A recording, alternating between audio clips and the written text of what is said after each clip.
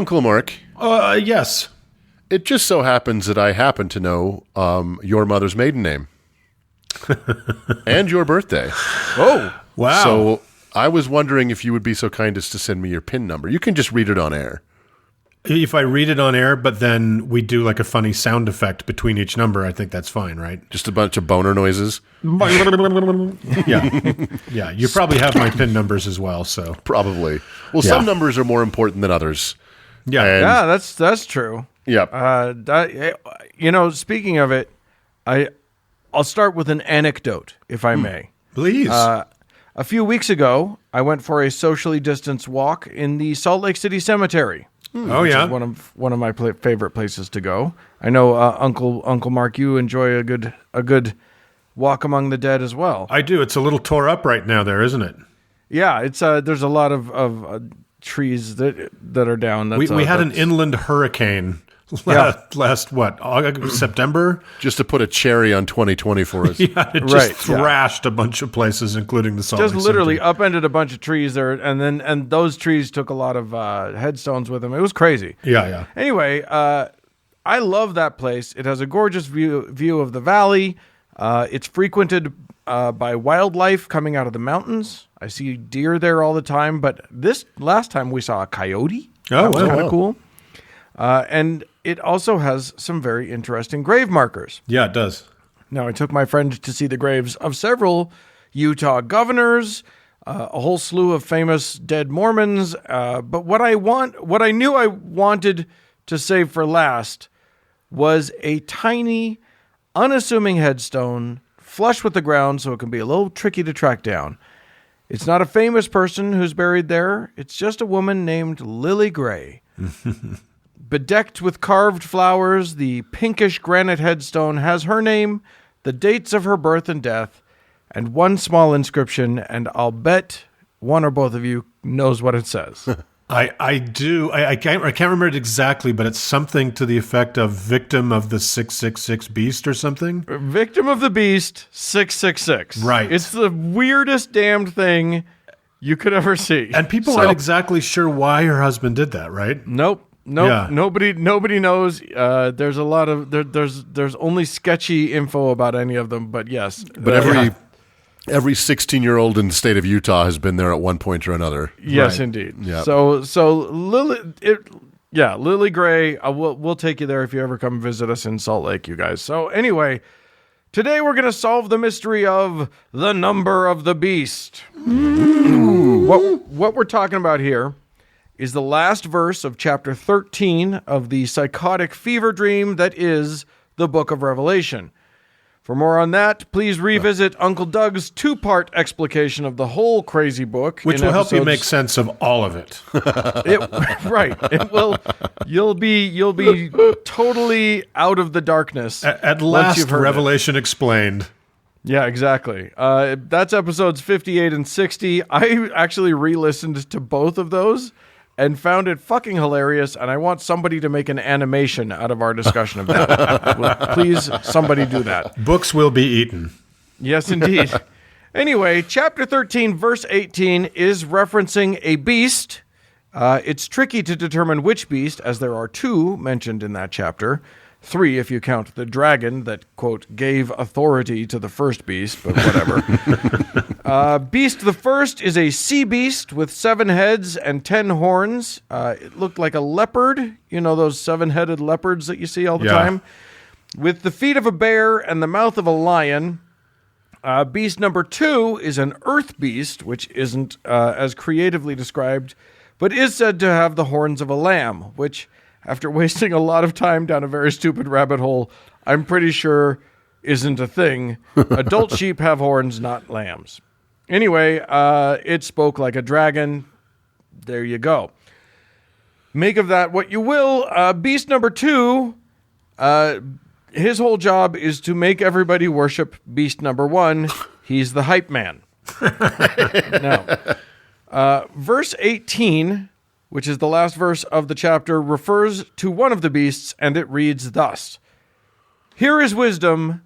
Let him who has understanding calculate the number of the beast, for the number is that of a man, and his number is 666.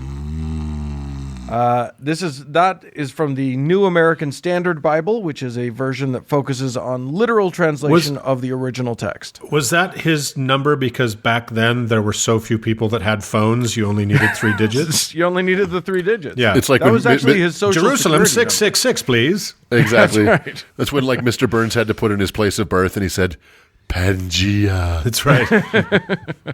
Exactly.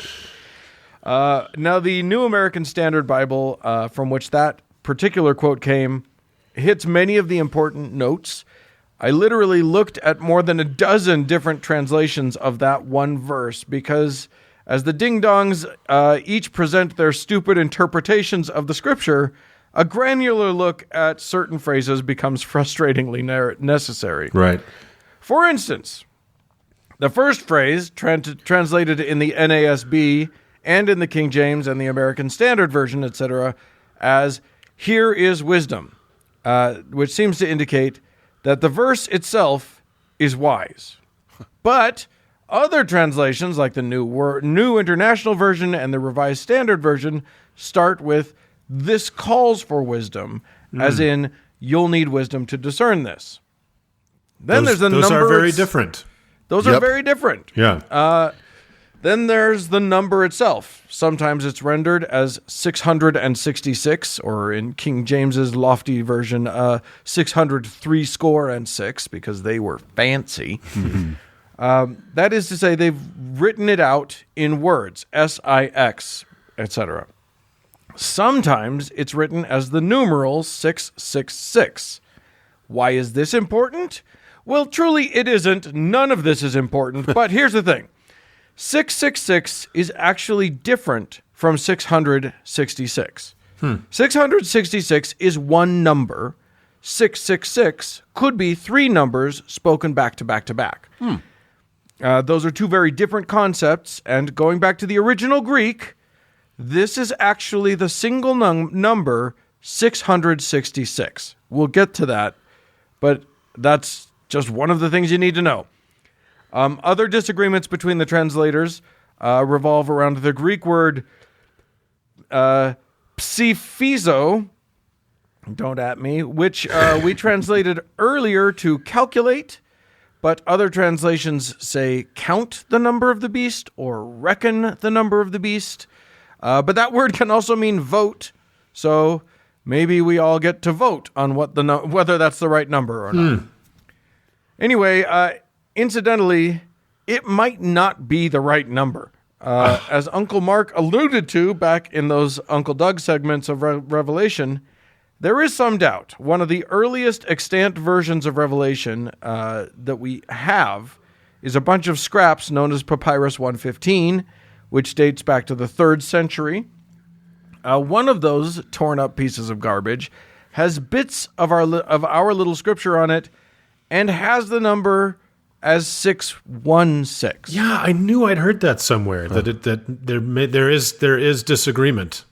That's right. Yeah. So there's that. Maybe it's that.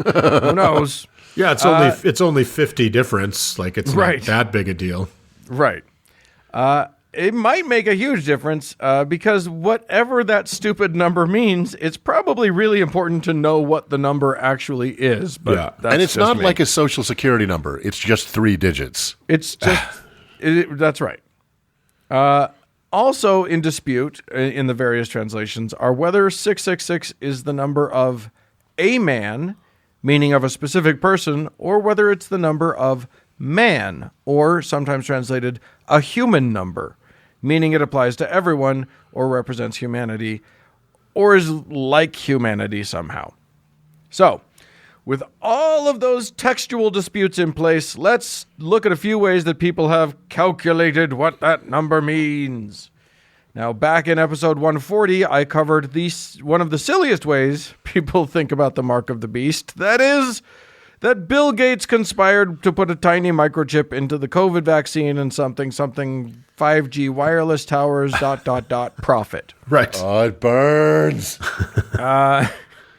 This is all ridiculous on its face for many reasons, not the least of which being that the, quote, logic of it, that it follows, is dozens of conspiracy steps away from the original fears that, packaging barcodes or RFID chips would be the mark of the beast.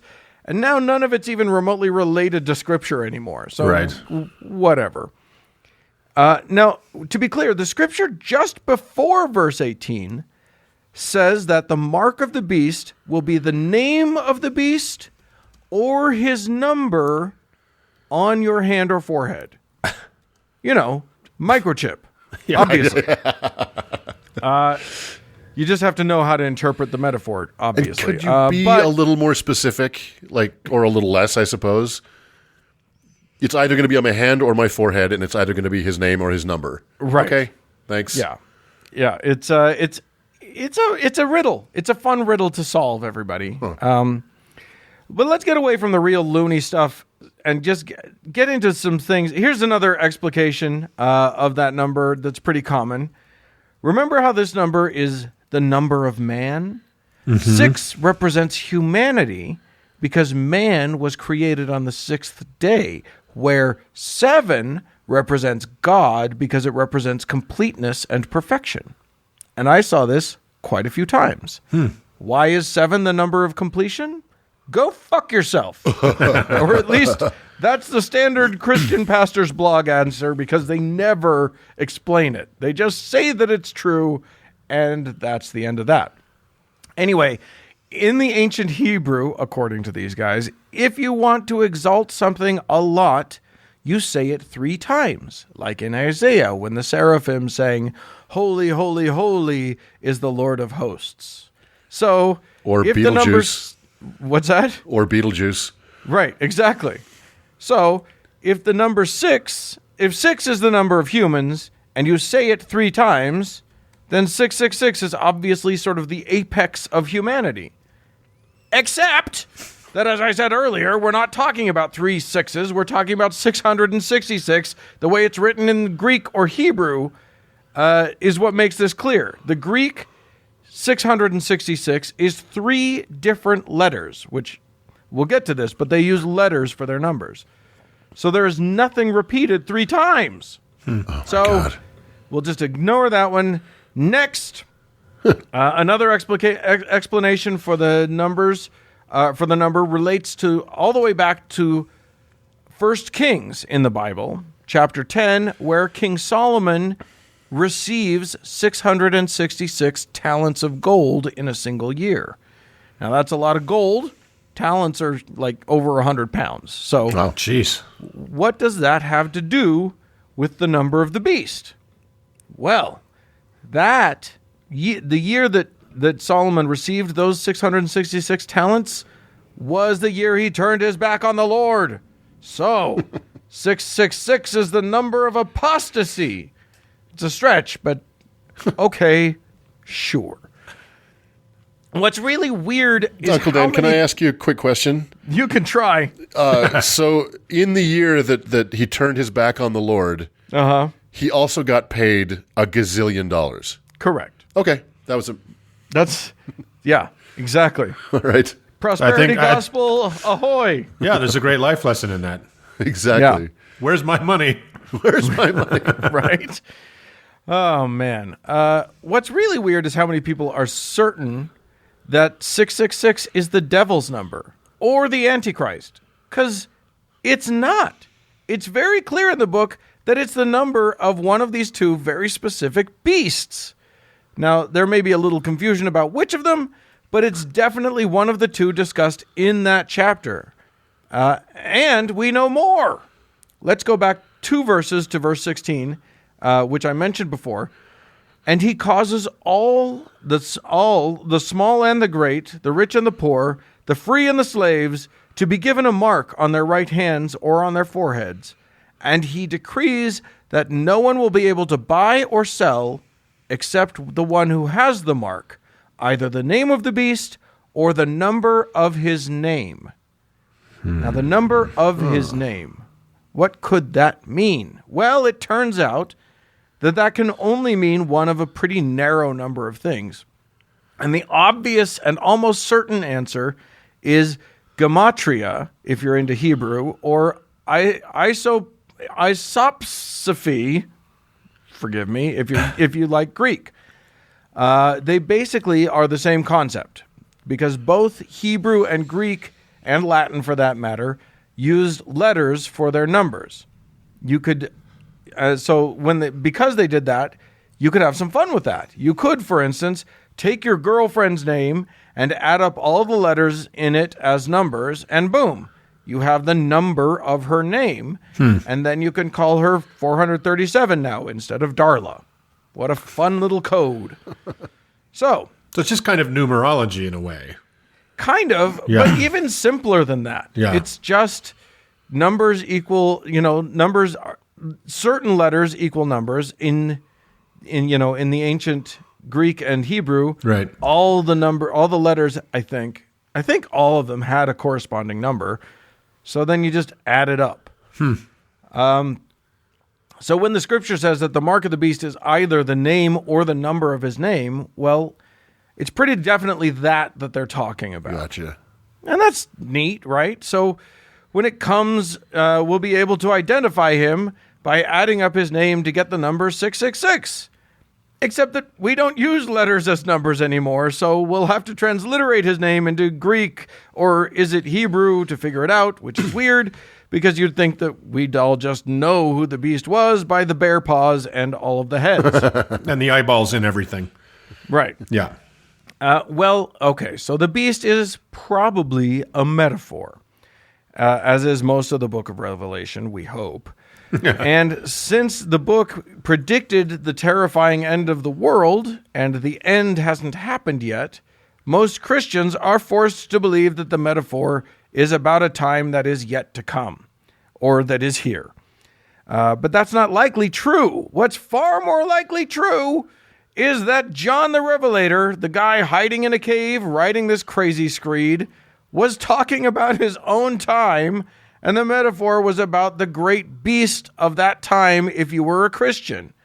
Well, what's a multi-headed beast that enslaves people, kills the saints, forces folks to speak blasphemies? Well, to John, it's the Roman Empire. Right. The heads are likely the emperors, and the worst of them, the one John hated the most, well, this calls for wisdom. If you look at a Greek coin from the time, you'll see a face on it, and it will be inscribed with the name Neron Kaiser, a Greek transliteration of Nero Caesar.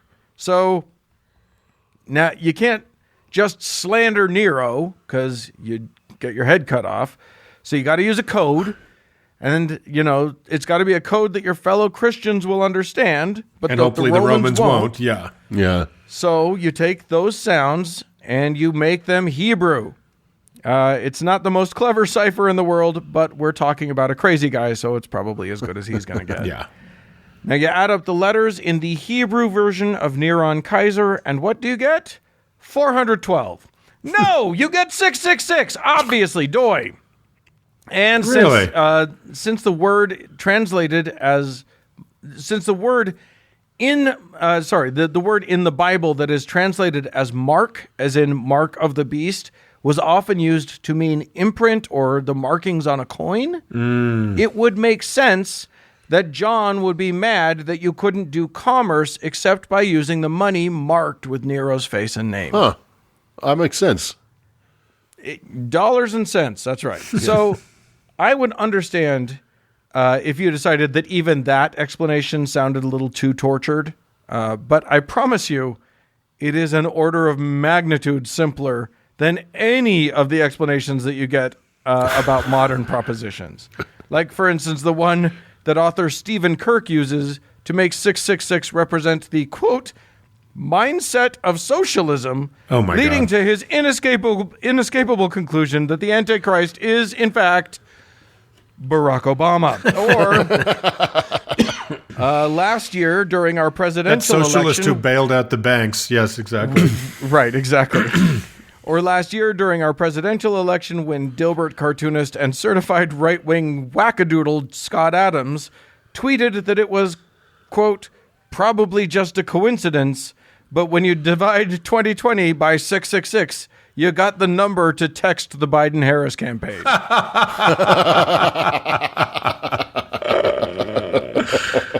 Anyway, That's hordes probably. of- I mean, it's probably a coincidence, but probably just a coincidence. Yeah. But, worth pointing out anyway.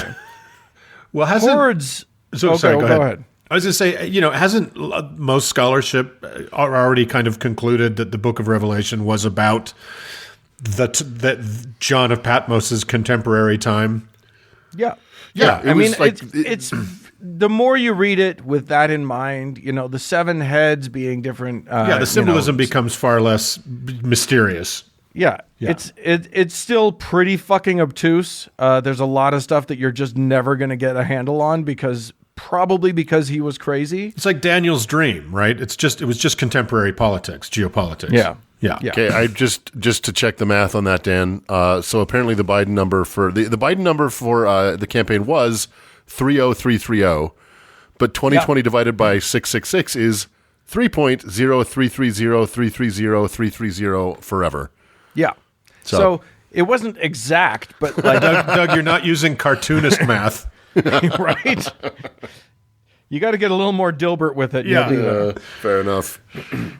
Now, Christian conspiracy theorists are putting in just hours in their basements learning rudimentary Hebrew to find new ways to make their current favorite object of scorn into the beast of Revelation. Right. Like when the delightful nutball Christine Week went viral with a video about how Monster Energy drink, whose slogan, I'll remind you, is Unleash the Beast, clearly has 3 of the Hebrew letters Vav to make their M, and since Vav can mean 6, boom, 666, nailed it. An energy drink is the beast that will bring about the apocalypse? Anyway. I love that video. Yeah, I it's a great unabashedly video. love that video. But I also just love the idea that, like, what is the point of this? Right. What is Monster Energy up to? Right. She's caught them. Yeah. Right. At what? Where's the end game?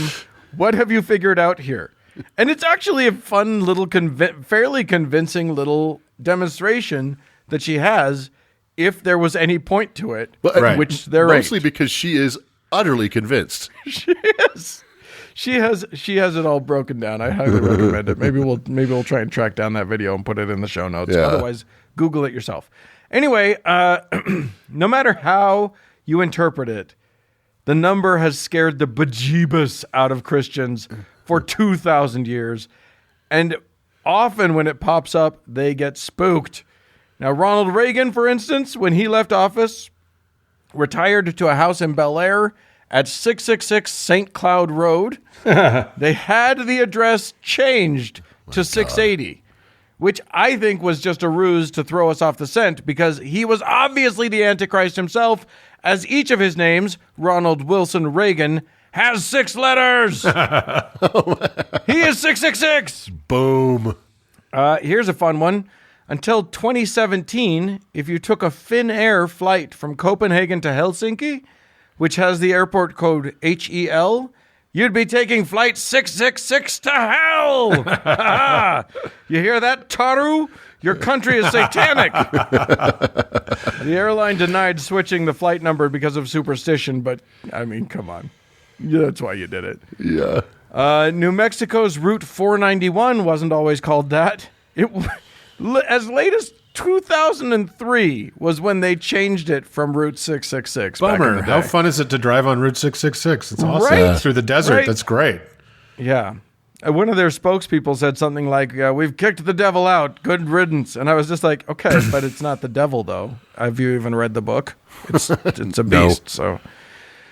So I say, all of you heretics out there, embrace that number. Whatever the fuck it means. Whatever the fuck it means. Look, they don't know what it means, but they're scared to death of it. So go scare some Christians. With I have to admit. with a coin of Emperor Nero. Right, exactly. Do you remember that Tom Hanks movie, the Burbs, back in the 90s or yeah. 80s? Yeah. Very funny, underrated movie. But at one point they were going to that. They suspected their neighbors were murderers, And the address was 669, and they finally got up the courage to knock on the door, and the number The flipped nine around. flipped the over. number flipped around, and bees just started shooting out of the wall.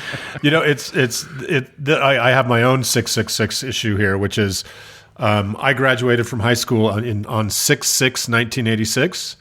Ooh. And I can't remember at what level of seriousness this conversation was, but there was conversation about moving it a day forward or backward. Oh, my God. Right. Well, I mean, on June 6th, 2006, a lot of mothers were freaked out. They did not want to have their babies on that day. My God. I think it'd be hilarious. What a great story for your kid to tell. Yeah, Right? totally. Damien That's a Thorne. fantastic birthday, and nobody's going to forget it. So there you go. Exactly. I will admit that I got a little thrill when I got my randomly selected license plate for my current car, and right there in the middle, the only numbers on the plate? That's right. The mark of the number of the name of Nero. You drive a haunted Chrysler Sebring or whatever that is. I do. So- I'm hoping, I have a friend who also has 666 on her license plate, and she loved it because she was hoping that if, a thief came to steal her car and saw it, maybe they'd be Christian enough to just leave it alone. You're hoping for a good Christian thief at that point. So There you go. all right. Well, Well, there it is, 666. all right. Right Love on. it. Love it. Live it. Learn it.